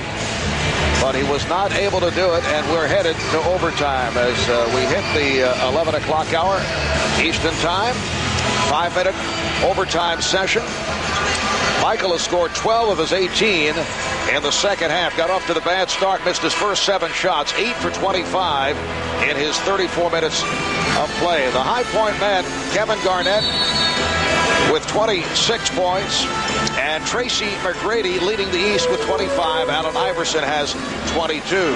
And it's interesting, Jordan starting overtime on the bench, and O'Neal has now come back in, and they've gone with the big front court again for the East, or the West, I'm sorry. Francis and Bryant in the backcourt. Garnett, O'Neal, and Duncan up front. Here's Francis.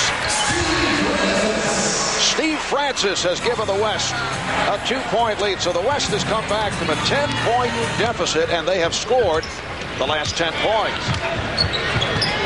Iverson met on the switch by O'Neal. Jermaine O'Neal. Iverson skying for missed time, but able to get to it. Iverson wide open. Look for the better shot. I actually thought maybe Allen might try to bank it off the glass from that particular angle there, but instead he's so used to playing it straight in, he went back to his strength. Game tied at 122. Bryant for O'Neal. And Shaq is able to line drive it home. For those people who are just tuning in, I think they're seeing the best of the NBA. They're seeing a very competitive game down the stretch. Good offense and, most importantly, good defense, so you can tell just how good the offense is. Well, they're serious right here now. This is a different phase of the game after a playground sequence that we saw through the second quarter. The West now leading 124, 122, 3:47 remaining. In overtime, Shaquille O'Neal was called for that foul. Look at the scoring totals. McGrady leading the way for the East with 25. Iverson 24. Garnett with 26 points. Allen Iverson at the line, hit the first, and has tied the game at 124. This the 6th overtime game in the history of All-Star competition. It's a series that dates back to 1951. Bryant, yes. Bryant's had an outstanding game. That time, catches the ball, puts it on the floor, suddenly pulls up, and he gets a clean look, and we see Allen Iverson come right back with the finish at the other end. Allen Iverson, the MVP of the All-Star game 2 years ago, making a strong bid here tonight. You mentioned the overall game he had been playing while Michael was on the floor. Now Michael goes to the bench. Allen Iverson decides he may have to be the one to be the scorer out there for the East. No, it's on Duncan. And what's so amazing is how well he finishes in traffic at his side. Until you're up next to him, you don't realize how small and slight he is. He's just a great finisher because he can take the hit and still get it up on the board. Iverson has 29. He scored all 7 East points in the overtime, and Kobe Bryant right back from downtown. The West 129 and the East 127. Iverson for 3. Rebounded by O'Neal. And O'Neal blocked from behind by Kobe Bryant. 21 remaining on the shot clock. Kobe Bryant somehow getting a piece of that shot attempt. All right, here's McGrady. And a foul is called. Foul committed by Shaq. That is his third. And the 13th foul committed by the West. Oh, the steal by Bryant. Took it out of the hands of Kidd. Kobe Bryant. And Kobe with 7 points here in overtime. Plus a huge rejection. 17 in all for Bryant. The West up by 4. Iverson feeling the contact. Fouled by Bryant.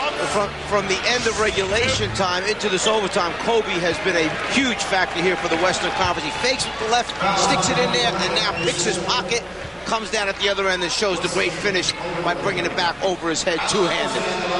It's his competitive spirit that really separates himself.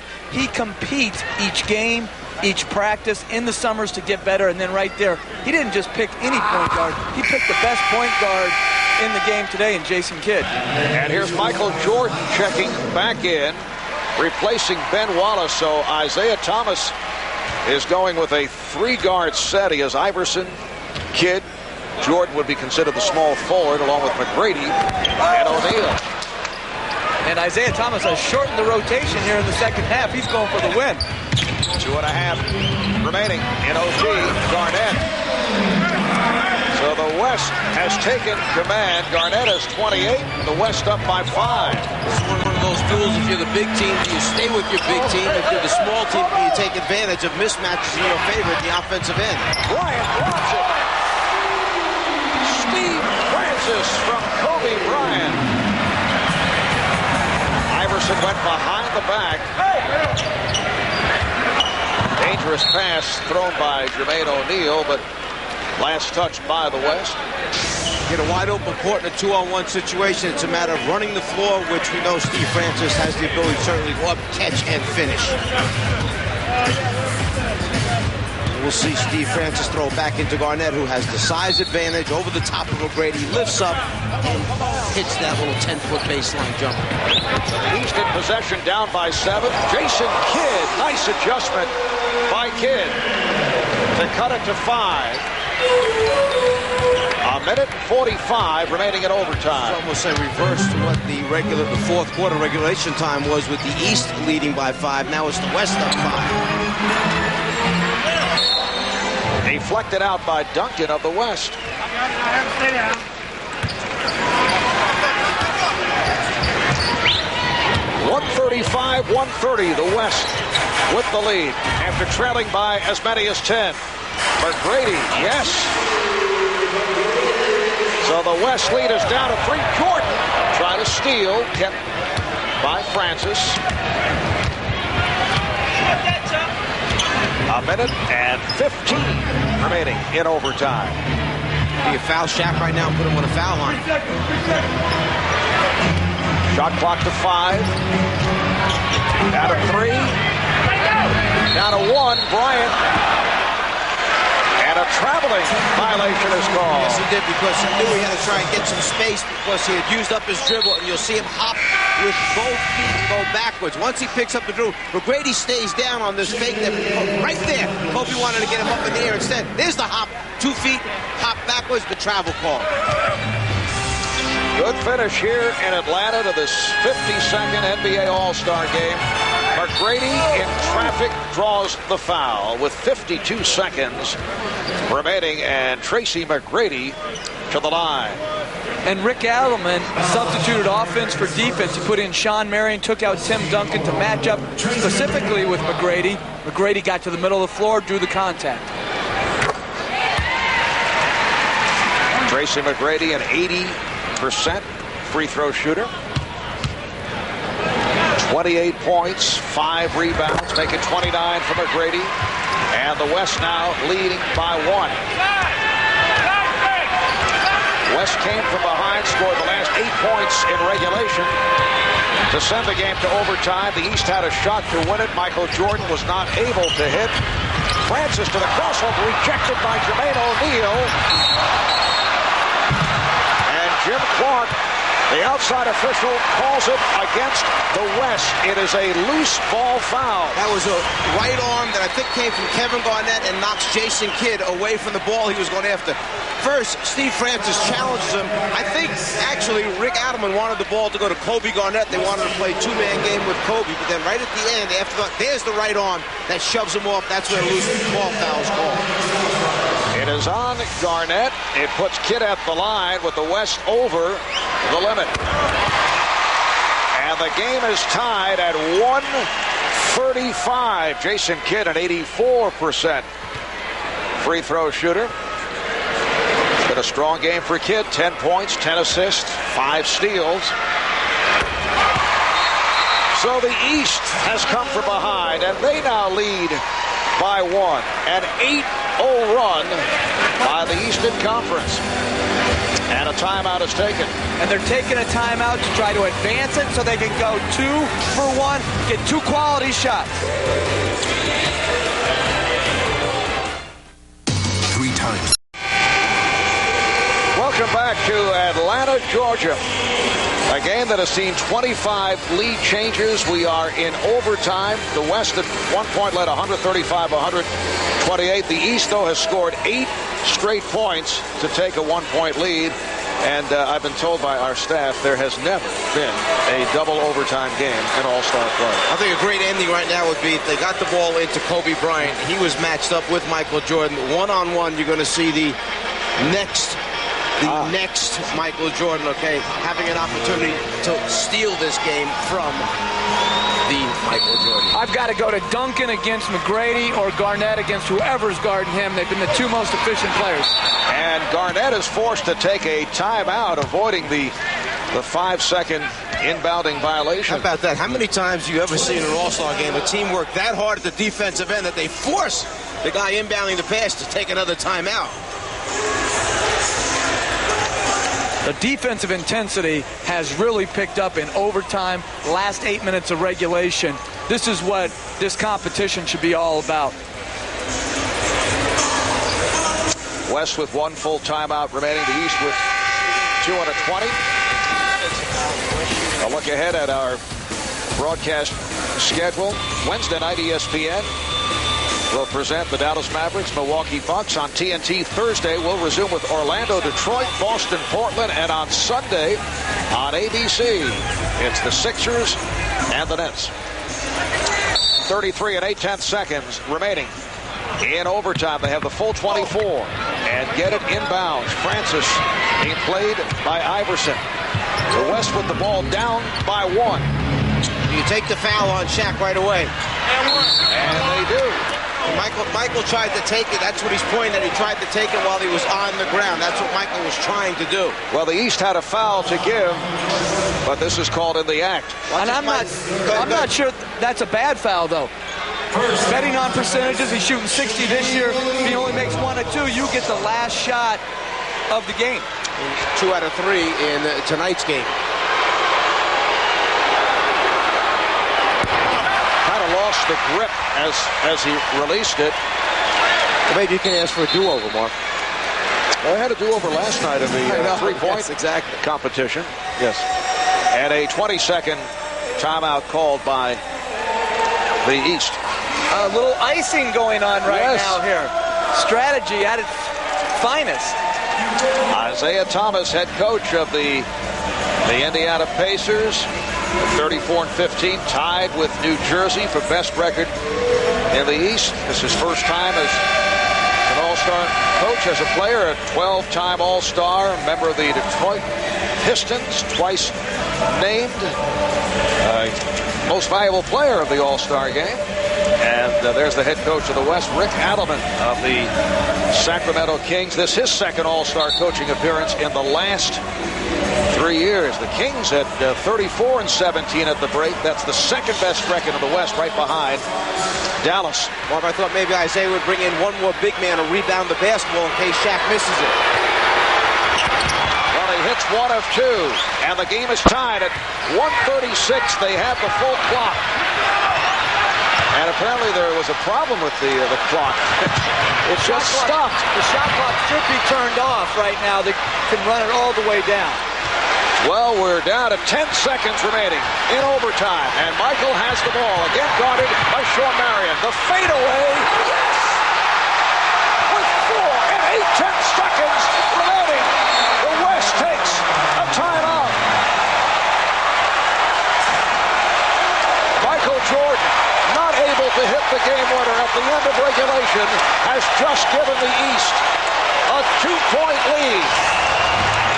Marvin, as we see, Michael takes the fadeaway again over the outstretched arm of Shawn Marion and just hits an incredible shot right there. Again, we see it. Marion gets up into him. He's going to force him to take a tough shot.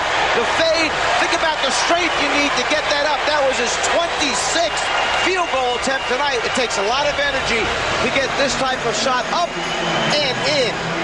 And at the end of regulation, the West failed to call timeout so they could advance and take a last shot on Jordan Smith. Here they inbounded the ball instead of taking the timeout. Now it's in the backcourt with no timeouts left and only 3 seconds to go.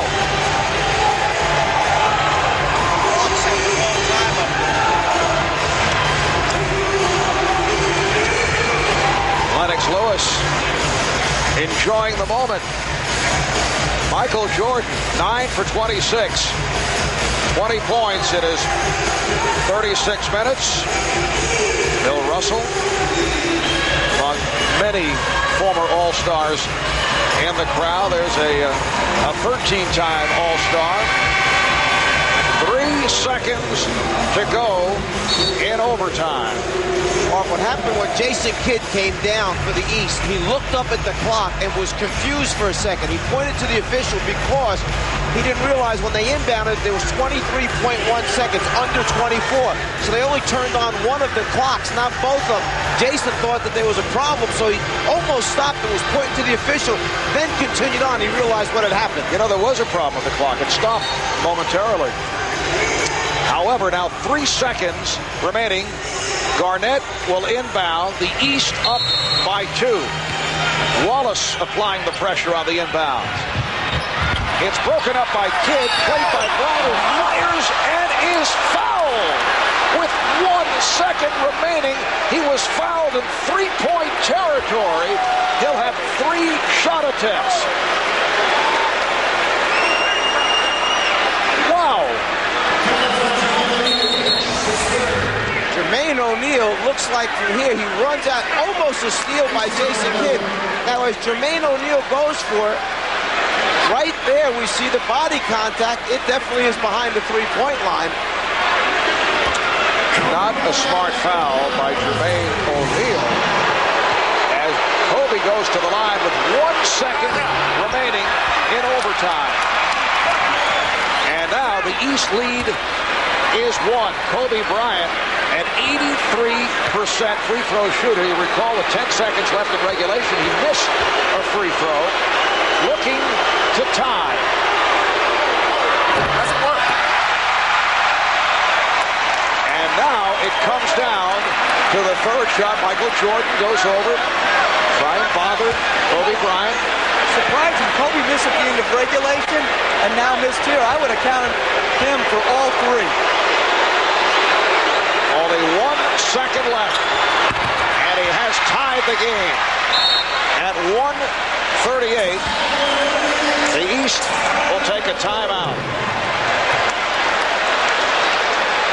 So much for that Michael Jordan possible game winner with 4.8 remaining, but the East will have another opportunity. We'll take a break. We'll be back in Atlanta in a moment. Back in Atlanta, Marv Albert, Jeff Van Gundy, Lazar, Mike Fratello, Craig Sager, Cheryl Miller, in what has made the transition from a decent All-Star game to a classic with 1 second remaining in overtime. It will be the East in possession. They do have 1 timeout remaining. The West using its final timeout. And Jason Kidd looking for the catch and shoot right here. He finds Jordan, and the shot this time is blocked by Marion. And for the first time in NBA All-Star history, we go to double overtime. Well, Sean Marion knew he didn't have to worry about a fake by Michael Jordan. There wasn't enough time once he caught it, so as soon as Michael elevated, he was going up after it. We'll continue from Atlanta after this. Welcome back to Phillips Arena in Atlanta, Georgia. It is on to a second overtime. The first time in the history of this NBA All-Star competition that we've gone to 2 overtimes. Both clubs shot very well in the OT. With 4.8 remaining, Michael Jordan going at Sean Marion hit a jumper to give the East a 2-point lead. But with 1 second to go, Kobe Bryant was fouled in 3-point land by Jermaine O'Neal, hit 2 of the 3. And that puts us at 138 apiece. I don't know if Michael Jordan expected to play 36 minutes plus, but he's been logging the time. Paul Pierce, though, has come on for Michael. Vince Carter is back. Here's Garnett. Draws the foul. it counts. It's on Carter, and Garnett to the line. If I was Isaiah Thomas right now, I'd really be worried about this team on the floor. I know he's trying to give guys minutes in the game, but the Western team that's on the floor has been out there. They're warmed up. They're active. You're bringing a couple guys in cold. You're very small right now. This could be a quick 8-zip, 9-0 burst for the Western Conference to start this next overtime. And because there's no power forward on the floor, Garnett or Duncan, whoever Wallace isn't guarding, is going to have an obvious mismatch. Just what happened down there for the three-point play. Garnett scored over Vince Carter. 31 for Garnett. Iverson. Here's Carter. Wallace tried to deflect it. Lands out of bounds, and the ball back to the West. The West up by 3 by virtue of that three-point play by Kevin Garnett. So Kobe Bryant handling it at the point. He and Steve Francis in the backcourt with Garnett, Duncan, and Marion on the front line. Garnett over Carter, taking advantage of the mismatch. Vince Carter has no chance in that matchup. Garnett's 7 feet. He has a high release. They have no double team schemes in. No chance to stop Kevin Garnett down the post. Wild shot by Carter. The West up by 5 with just over 1 minute gone by in the second overtime. West at one stretch had a 7-point lead in the first overtime. They double up on Garnett, forces, and hits. He is on fire. 16 of 22, 35 points. Iverson with the step. Sets it up for Pierce. And Marv, I think Isaiah Thomas just asked Michael Jordan, did he want to go back in? And I think he declined. He's ready to call it a day. He had a lot of minutes. Michael with 36 minutes, 27 shot attempts, 9 for 27. Francis for 3. The West has opened up an 8-point lead with just under 3 minutes to go in the second OT. There's the 10-2 run that I had talked about. Exactly what I had feared because the West was warmed up in this whole thing. Marion with the steal. Kid try to get it back. Here's Bryant for 3. Yes. The West has taken over in the second overtime. They have hit all 5 of their shots. I'm not sure that I would think that I would see the Sacramento staff applauding as hard as they are for Kobe Bryant when he got fouled for the three-pointer and on that shot right there. I think Rick Adelman is nice move by Iverson. It counts in the foul. Rick Adelman is saying, hey, I like having this guy on my side.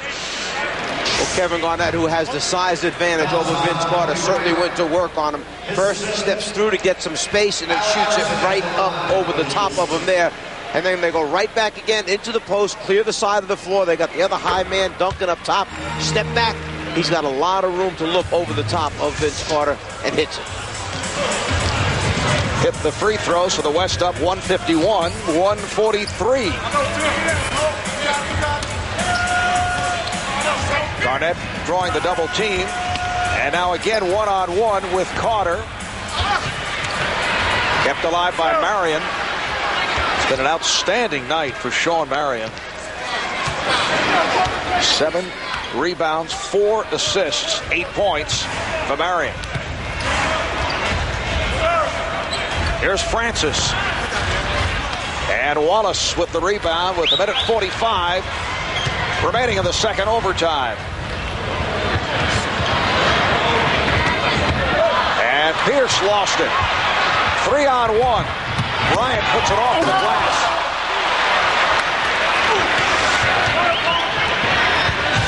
And Kidd had it knocked away from behind. So the East in possession. Kobe was upset with himself for throwing the ball off the backboard. Came right back and made a nice defensive play to save one for the West. But he could have just iced the game with a simple play. Would have put him up 10. Pierce from downtown.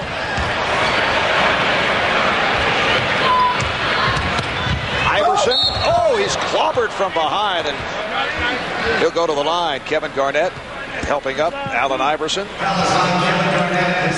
That's 3 on Garnett.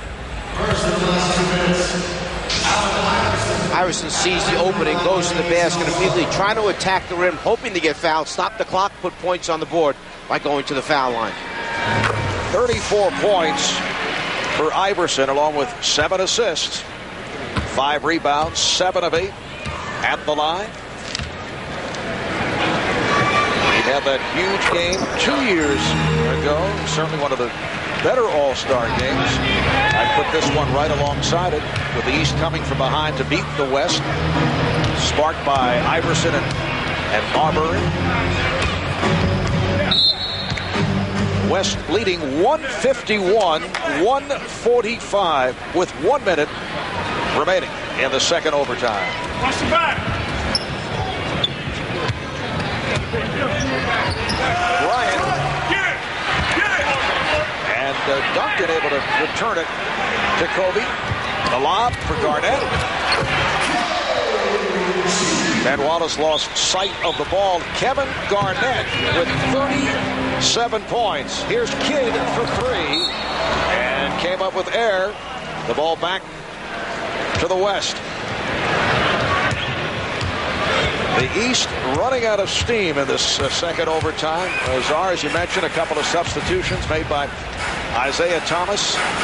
But obviously Michael Jordan felt that was enough. And that also dictated the change in the lineup. Shot clock down to 5. Francis. A strong performance in this second overtime by the West. Francis now has 20. Here's Pierce from way downtown. Did he misread the clock? What was that? He just wanted to show you that he could shoot it from way downtown. Final seconds. And this one is over in double OT for the first time in NBA All-Star history. 155-145. The final score. The West sparked by Kevin Garnett, who I would think would be the early line favorite for MVP honors. 37 points, 9 rebounds, 3 assists. Kobe Bryant at 22. Steve Francis 20. Tim Duncan, how about 19 and 15? Shaquille O'Neal 19 points, 13 rebounds. And Allen Iverson, high man for the East with 35. Tracy McGrady with 29. Michael Jordan, 9 for 27. Got off to the slow start, then picked it up and finished with 20 points. Again, the final. The West 155, the East 145. Stay tuned for a special edition of Inside the NBA, presented by Hyundai, and the presentation of the most valuable players, all coming up when we return.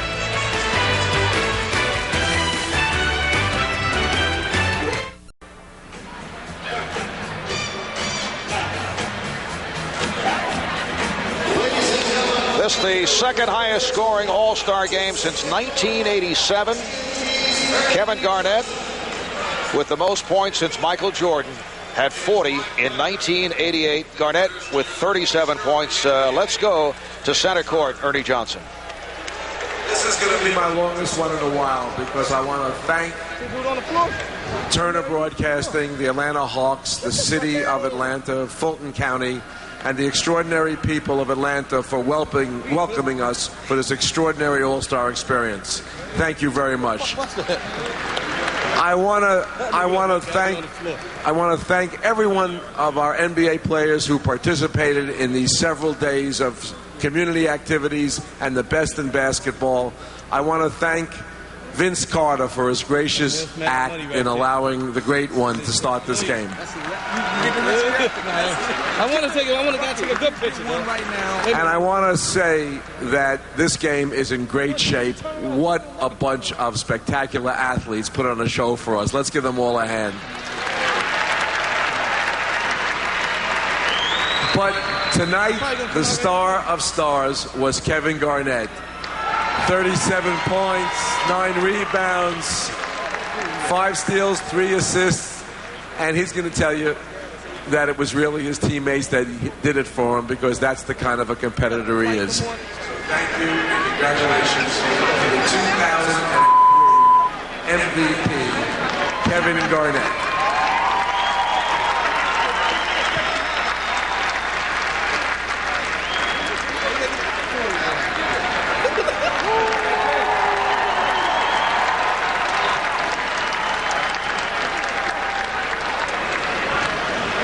Kevin, there are a lot of things we can talk about in the wake of a game like this, but strictly from a personal standpoint, for you to be added to the list of the legends who have been the MVP of the All-Star game, put that in words for me.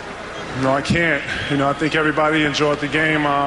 Like Commissioner said, it was a great play. It was a great game just on the basis of this being Michael and very, very emotional game. And like I said, I couldn't have done none of this without my teammates. So I just want to thank the coaching staff and the rest of the Western All-Stars. At halftime in the ceremony that honored Michael, he looked at you bunch of players and said he felt like it was in good hands, that he was basically passing the torch to you. What is the responsibility in your mind? I think the responsibility falls not only on one single individual. I think, as you see what's behind me, we're in great shape with guys like Tim Duncan, AI, Stephon.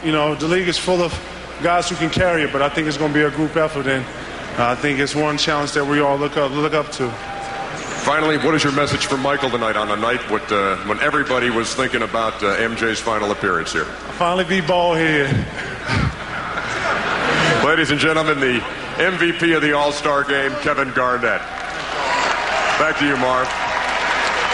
Thank you, Ernie. 9 of his 37 coming in the second overtime. 17 of 24 from the field. Incidentally, 155 points scored by the West. The most points ever scored by a team in All-Star history. We continue with our special edition of Inside the NBA. Let's hook up once again with Craig Sager. Well, the MVP was Kevin Garnett, but the night belonged to Michael Jordan. Getting congratulations now from Kobe Bryant, who made the free throws to send it into the double overtime. You scored more points than anybody in All-Star game history. Talk about the one at the end of overtime that appeared to be the game winner. Well, it was a tough shot. They played good defense. I was able to get to my right side and get off a shot, high arcing shot, and it went in. Thought it was a game winner, but obviously, anything can happen in the NBA game, and that's exactly what happened. Kobe made a couple of free throws. He could have easily made 3 in a row to end the game, but we had a chance to go into overtime, and they had more energy than we did down the stretch. Did you say anything to Jermaine O'Neal for fouling him on the three-point attempt? No, I just couldn't believe the referee made that call. No, obviously we were just trying to play hard defense, and those things happen. How will you remember this All-Star game? Double overtime, we lost. It was fun.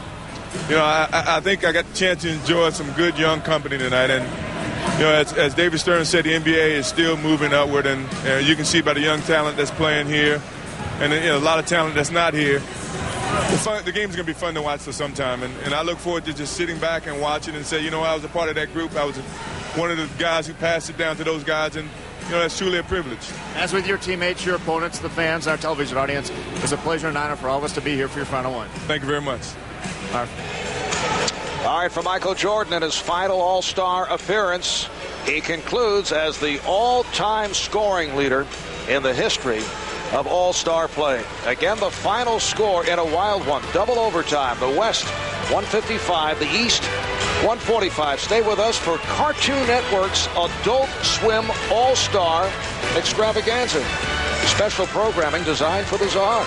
Those of you on the West Coast will see Martin Lawrence in Life. All-Star Weekend has been presented by TNC Sports, the home of the NBA playoffs, and exclusive coverage of the 2003 Western Conference Finals.